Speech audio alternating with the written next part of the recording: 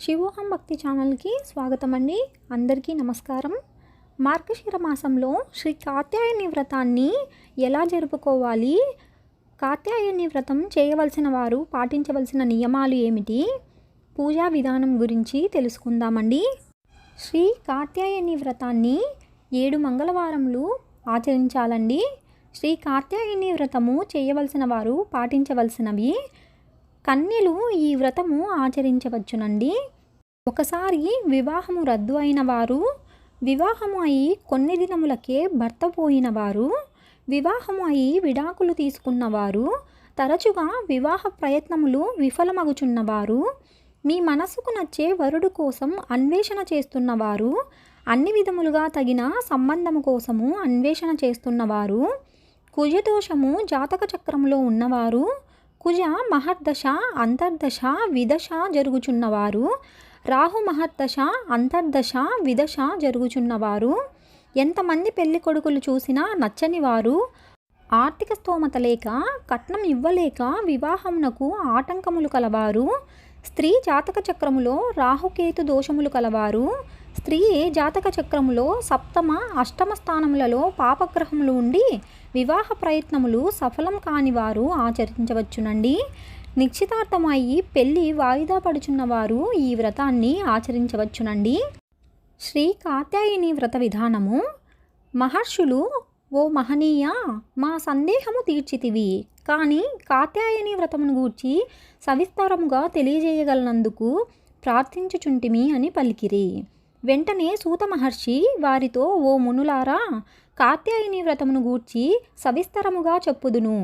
వివాహ ప్రతిబంధక దోషములున్నను, అంగారక దోషములున్నను నివారణయగుటకు, శీఘ్రంగా అనుకూలమగు భర్తను పొందుటకును కాత్యాయని వ్రతంతో సాటి అయినది మరొకటి లేదు.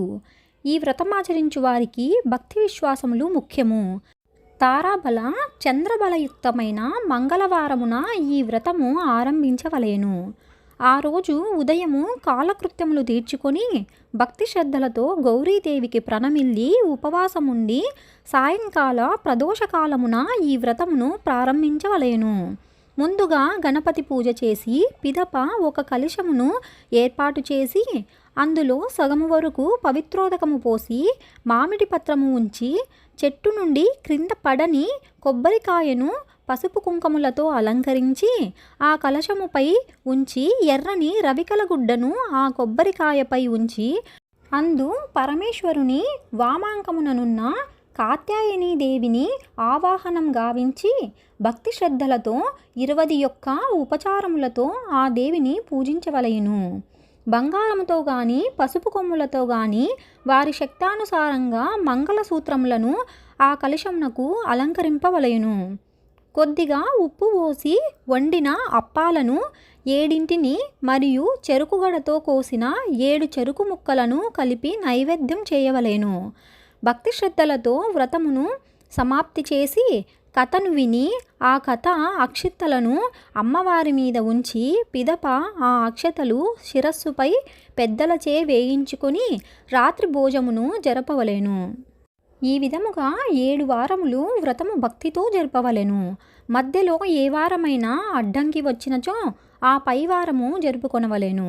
8వ మంగళవారము నాడు ఉద్యాపన జరుపవలెను.